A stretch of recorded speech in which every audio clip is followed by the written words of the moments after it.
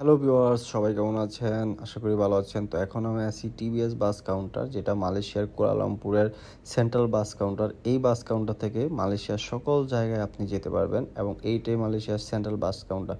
তো আজকে আমি যাব পেনাং, আর আমাদের সাথে রয়েছে এই গাড়িটি।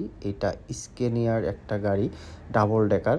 এটা চলে আলিবাবা ব্যানারে। তো গাড়িটি দেখেন অনেক সুন্দর প্রিন্ট করা এবং গাড়িটা দেখতেও কিন্তু অনেক সুন্দর। তো আজকে আশা করি এই গাড়িটার সাথে জার্নি কেমন হবে আপনাদের সাথে শেয়ার করব। তো ইতিমধ্যে কুয়ালালামপুর থেকে আমাদের বাস ছেড়ে দিয়েছে। আমরা কুয়ালালামপুর থেকে এখন বের হয়ে যাব। তো যাব পেনাং, প্রায় 360 কিলো রাস্তা। তো আমাদের যেতে সময় লাগবে 6 ঘন্টার মতো এবং বাসের সিটগুলোও কিন্তু অনেক সুন্দর এবং লেগ রেস্ট আছে 2x1। তো ইতিমধ্যেই কুয়ালালামপুর থেকে অনেক দূরে আমরা চলে এসেছি এবং আসার পর থেকে দেখেন দুই পাশের পরিবেশটাই চেঞ্জ হয়ে গেছে।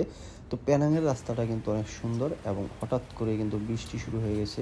তো আজকে আমরা পাড়ি দেব পাহাড়ি রাস্তা, পাম বাগানের রাস্তা, ব্রিজ এবং ছোট একটা কালভার্ট। তো সাথে থাকবেন, ভিডিওটি দেখবেন এবং মালয়েশিয়ার বাস জার্নি সম্পর্কে অভিজ্ঞতা নেবেন। তো এই যে দেখেন এই পাশে পাম বাগান। পাম বাগান কিন্তু গাড়ি থেকে অনেক সুন্দর লাগে এবং রাস্তা কিন্তু অনেক ফাঁকা। অত ফাঁকা থাকা সত্ত্বেও কিন্তু ড্রাইভার কখনোই 80-এর উপরে গাড়ি স্পিড তুলে না এবং তুলবেও না। এটা মালয়েশিয়ার নিয়ম বা ল। যদি এরকম ফাঁকা রাস্তা আমাদের দেশের ড্রাইভাররা পাইতো তাহলে হয়তো 150-ও তুলে ফেলতো। তো এভাবেই খুব স্মুথলি ড্রাইভার বাস চালাইতেছে এবং এই যে দেখেন আমরা পাহাড়ের রাস্তায় চলে এসেছি এবং এখন আমরা অনেকটুকু রাস্তা এই পাহাড়ের ভিতর দিয়ে যাব এবং এটা প্রায় সমুদ্রপৃষ্ঠ থেকে 2500 ফিট উপরে। তো এই জায়গাটা ইপো, আর ইপো শহরটা পাহাড়ের ভিতরে। তো আমরা ইপোতে এখানে কিছুক্ষণ ব্রেক দিবে ওয়াশরুমে যাওয়ার জন্য। দেখেন আমার পিছনে ডানে বামে যেদিকে তাকাবেন এই জায়গাটা পাহাড়। তো আমরা লিটারেলি পাহাড়ের ভিতরেই রয়েছি। তো এখানে কিছুক্ষণ ব্রেক দেওয়ার পর আমাদের বাস আবার চলবে। তো যাই হোক, আমরা পেনাংয়ে যাব। তো এই পেনাং থেকে মালয়েশিয়ার এই রাস্তাটা অনেক সুন্দর, আমার খুব ভালো লাগে। কারণ পাহাড় দেখা যায়, পাম বাগান দেখা যায় এবং একটা সুন্দর পেনাংয়ের ব্রিজ দেখা যায়। তো আমরা এখানে ব্রেক দেওয়ার পর আবারও বাস ছেড়ে দিল।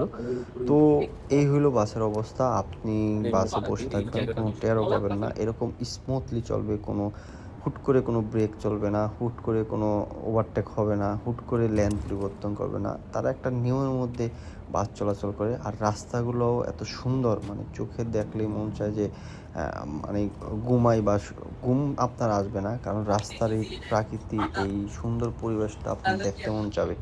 তো ইতিমধ্যে কিন্তু আমরা প্রায় প্রাঙ্গের কাছাকাছি চলে এসেছি। এটা হলো ইপো। এখন আমরা পাহাড়ের উপর দিয়েই দুই দিকেই দেখতেছেন পাহাড় এবং আমরা ইতিমধ্যে পাহাড় ছেড়ে পেনাংয়ে ঢুকে পড়েছি। তো এই পেনাংয়ের রাস্তাটাও কিন্তু অনেক সুন্দর, কারণ পেনাং সমুদ্রের পাশেই, আর এই জন্য পেনাং খুব সুন্দর লাগে। ইতিমধ্যে আমরা পেনাং এই যে দেখতে পাচ্ছেন পেনাং ব্রিজে চলে এসেছি। তো পেনাং ব্রিজটা কিন্তু অনেক সুন্দর, আর এই ব্রিজ পার হলেই পেনাংয়ের মেইন শহর।